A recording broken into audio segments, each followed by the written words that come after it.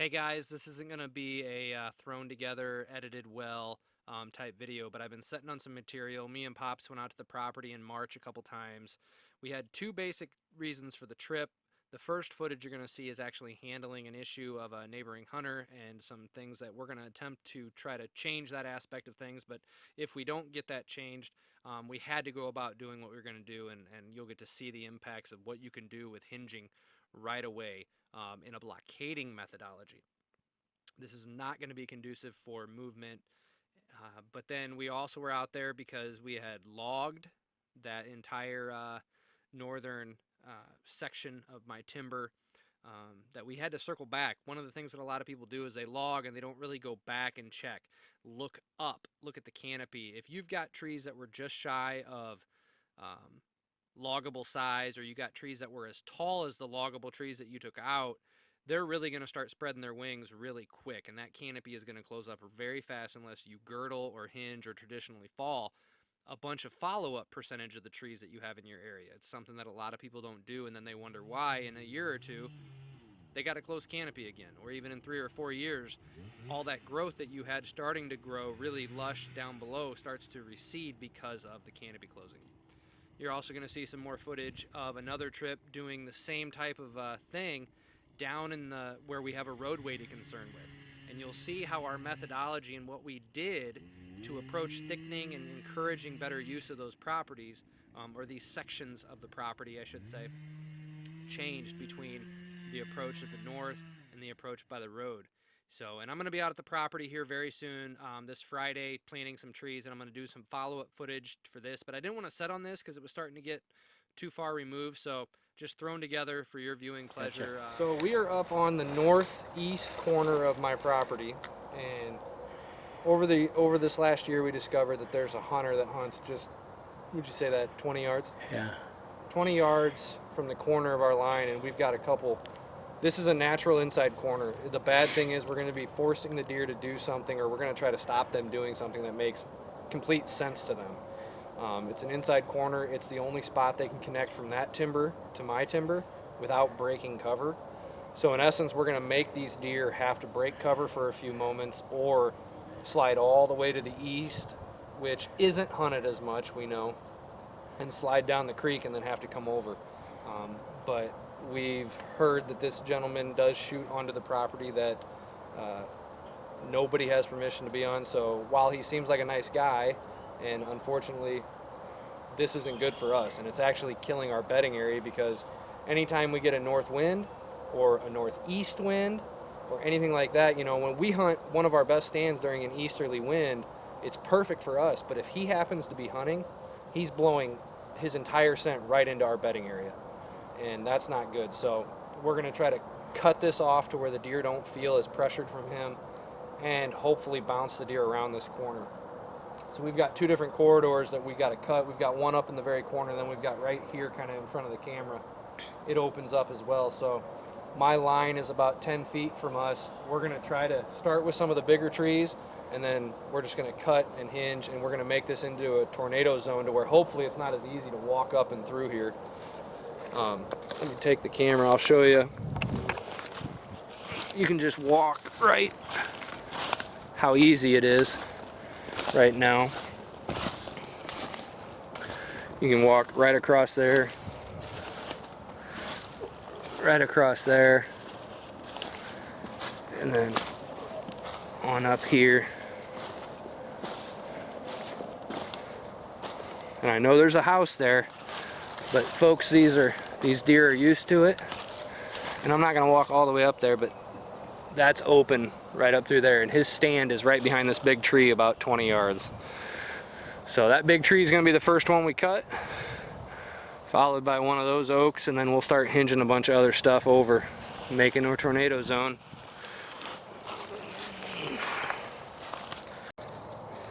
So I can't even walk. Tree's still settling over there.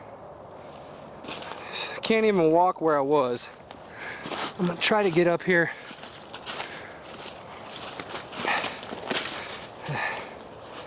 It is an absolute mess now.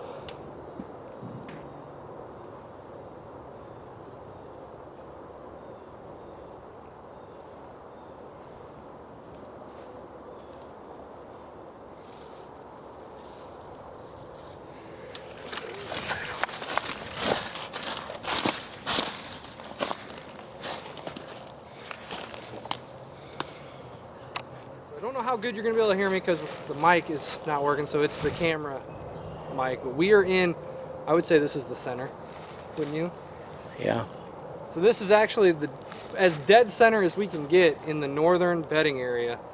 And you can tell this is a spot that we logged. We're actually standing by some cherries that we logged. This is actually where my buck this year died, about 8 feet that way, heading into this center area. So now that all of the mature timber are gone for the most part, most of the loggable trees are out of here. There's a few oaks. There's one big oak behind Pops who's holding the camera.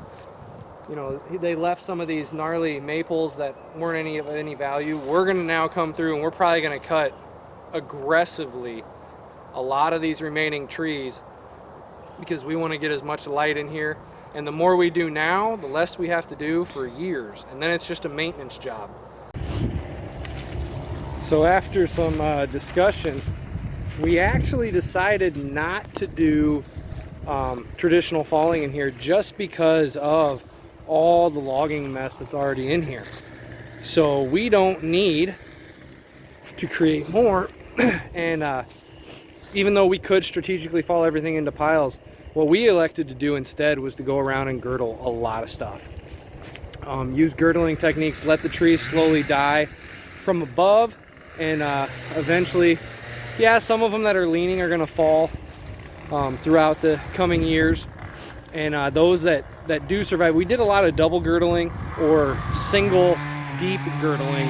And what we'll attempt to do is come back in and gauge the death rate that we got, and maybe use some chemicals and do a hack and squirt methodology next time.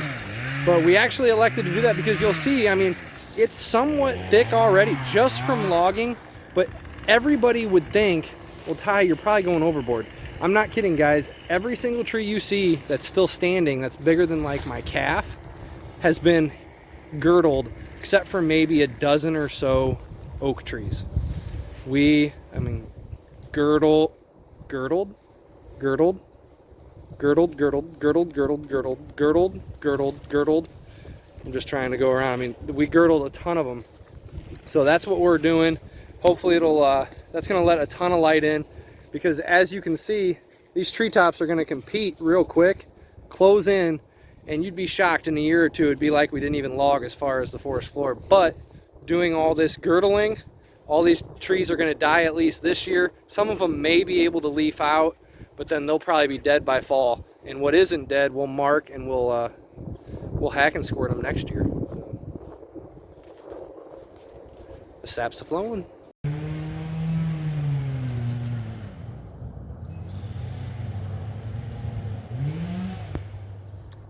Hey, what's up, guys? So that probably sounded weird, but we are at the property still. Pops is over making sure some trails that can cut through some of the thick stuff around the pond and the bush honeysuckle. Oddly enough, we decided not to cut the bush honeysuckle, and I know that sounds weird. It sounds counterintuitive, and it sounds opposite of what I have been saying we were going to do. The reason for it is we don't have the ability. It's tucked in there. It's a thick corridor. If we cut it all, we're gonna have to haul it all out. And the amount of time and effort and manpower is just not gonna happen. And just cutting it is going to block the use of that entire area, that strip, which they like to bed in, transition through. So in order to accomplish what I want, I think the best bet is going to be to get a skidster or maybe even a small dozer in there and clear it all at once, agitate the soil, maybe shove some cuttings in that area and go from there. So I'm over on the edge of it. I actually have various different kits. This is Whitetail Institute. They're soil testers. I've got some left over. I get them as gifts and stuff, but they do well. I lie to them and tell them that I'm using some of their products that mirror mine and for recommendations and such, but that's what we got going on. Frost seeded some today. This is a clover plot that I'm walking in right now. It's looking really good. Soil temperatures are just now starting to rise. So I'm gonna zoom in and get some footage of this clover, kind of what the clover looks like right now. And it probably looks like it on yours if you're in the Midwest. So This is a healthy clover plot. It was really good last year. I did not overseed it at all this first year. I rarely ever do. When it comes to the Real World clover chicory blend, I don't overseed it that first year. I've never needed to. So this is the second year, and it should really lush up this year. I'm going to show you what it looks like. You can see just a ton of clover. Young clover. The deer have got to be chomping at their bits for that to get big enough for them to start eating it. But there is a lot of clover that is going to fill in and come up. So we'll properly fertilize this in the spring. Cleth treat it because there's going to be some oats, but we're going to let the oats grow. We'll let the oats go, or the rye I should say. Sorry, I said oats, but I meant rye. There's some cereal rye in here as well. But we'll let the rye grow up. Once it gets up probably 6 to 8 inches, 10 inches. I mean, we'll just play it by ear, but there's a lot of other grasses coming up. Might cleth treat it here sooner rather than later. But clover gets a little sparser up here towards the top of the plot. Might be frost seeding some up here after all. Just right here, you can clearly tell it's from where we just didn't get proper spread and some big scrapes from the deer. So that's what we got going on. Let's check back in a little bit. I hope this captures it, but so I wanted islands of cover here, all right? You see all those saplings sticking up? Not a one of those is coming off the ground. Matter of fact, every single one of these you'll see is coming off of a hinged tree. Now folks, I did that over 3, maybe even 4 years ago. I can't even remember now. And those are hinge cut shoots coming off of the main trunk. Those things span up into the air about 15 to 20 feet high. And I could realistically hinge those branches now again. And I probably will have to, because they're going to start taking sunlight from the winding clover plot that I'm on. And then here's another example of what I've told you guys to do. Now, I didn't do this one low enough. And there's some great examples that I'll have to capture over on the other side of the property. But this used to be just one trunk vertical in the air. I top cut it, and bam, we have a bush that now spans 8 to 10 feet wide. You put leaves on that, and folks, you have a sight block that was not there before. That's actually 2. There's a little tiny stump coming off to the right that has a couple, but the majority of what you see comes off of that one shoot there. Let me take you up here a little bit further. I've already shown the majority of folks this, if you follow Small Acre Hunting. But a while back, I hinged over some Callery or Bradford pears, and you know, very invasive. But the deer love them. They're like candy. This hinge, they still come up and eat branches off of, but most of that's dying. And you'll see though, there's quite a few shoots going up, and I'll be able to hinge over more food with a handsaw this spring, and I'll be sure to do that for them. There's that one. There's that one in there.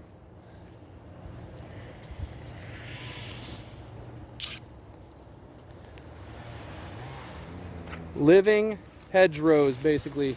Now I've got a lot of viney winterberry and stuff that chokes these out, or makes these islands.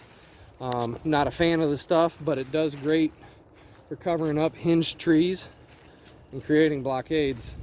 So I got a few more examples. You'll notice I've got hallways in my clover plot. I'm on one, there's one over there, there's one here. The other side of this is another trail. You'll see this hinge right here, and we forced that over. That's a big hinge. Thing's been like this since 2016. It's got vertical cover It provides a sight blockade to this hallway. Deer have to check each one. There's another young one, or a shorter one I should say, smaller tree. Then if you come over here, here's another one. 2016, that tree was hinged to try to create this edge of these hallways. It discourages movement this way. I've got a stand that I've shot 3 bucks out of right over there, including a gross booner.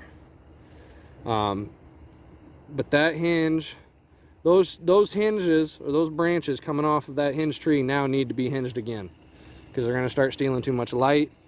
You can see they're way too tall.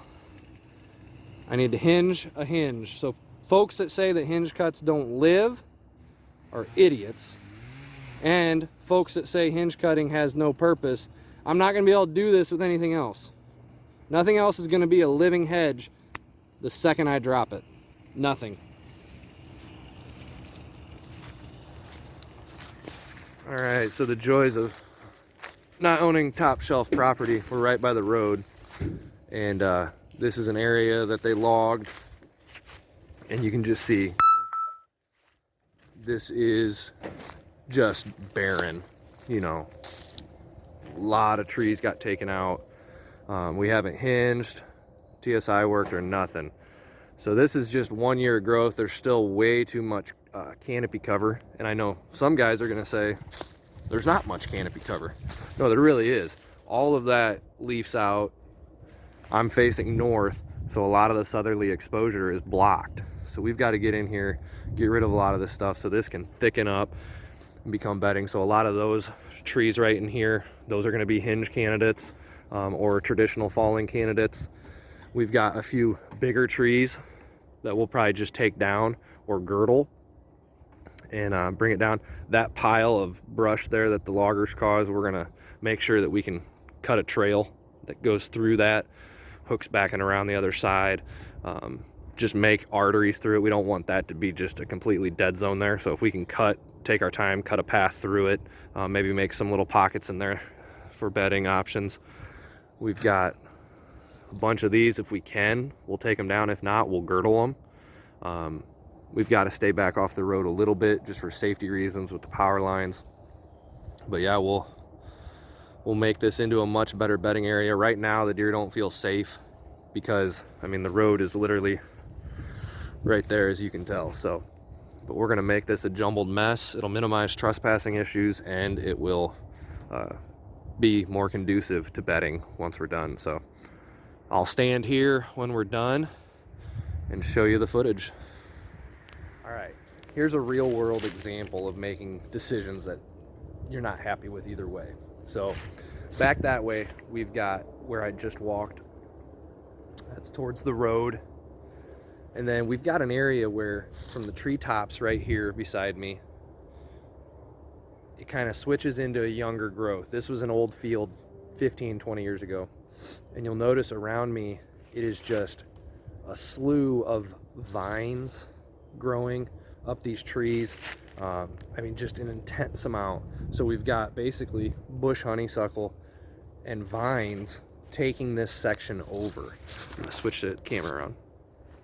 And but this is a great area. It's a transitional area of cover, you know, and if we make it, looking back to the south, if we make it really thick, just make this a gnarly mess, this 200 yards towards the road, it'll have a different type of bedding. It'll give them sight blocking and security from people coming off the road, less likely, hopefully. But then it'll switch in here, and if we get rid of some of these by girdling or bringing down, you know, girdle around this, get rid of the sunlight, this should thicken up a little bit. But this is a type of cover, you know, right now I'm at a deer's level. This is a bunch of saplings. Not everything's bush honeysuckle, but a lot of it is.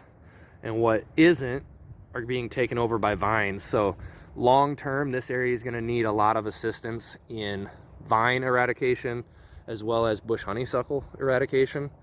But tackling both of these is not going to be good for the deer. What I need to do is get the mess going down here first before, you know, get this area thickening up, and then we can transition to looking at this area. as you move on up through this property, it opens up into a grassier area, and then that bush honeysuckle flat that I have by the clover chicory. So we've talked about bringing a dozer in, and if we did that, we could honestly just have that dozer work his whole way this way and doze this entire section as well and restart this whole entire area. But you don't want to do that if they don't have cover blocking this way. So that's what we're going to work on today, is pretty much from the point where I'm standing, we're going to focus on getting all this just thicker than snot in here. And then in a year or two, we'll tackle jobs like this, or if we get a dozer, hopefully maybe next year even. So that's kind of the decision I think I'm going to make. It stinks, but I think it's the best of both options. So we are about, I don't know, third of the way done cutting up here on the northern part that I showed you, but it's amazing. There's a little bit of a dip right here in the topography, and back behind, let me show you, we've got some great cover here with some thicker stuff and thick stuff here. But we've got a bed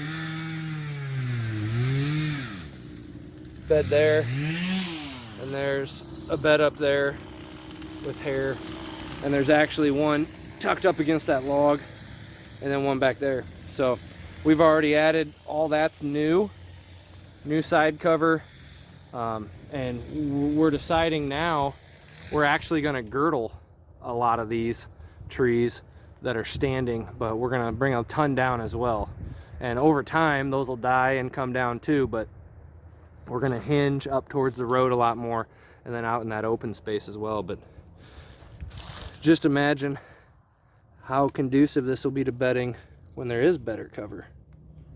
Okay, so I can't really get in there. This is standing at about 10 feet. I took that first video up there a little ways, but you can tell the mess that is now in here. Let me see if I can. This is about at a deer's level, and you'll see there's an absolute jungle, and they can weave in there and get out and about. Some of the big trees were girdled, a few left just to see what we need if in the future, like this big maple we left ungirdled. If we need to, we'll drop it in the future, but it's a mess. A mess. I'll show you what it looks like from the road. Yep.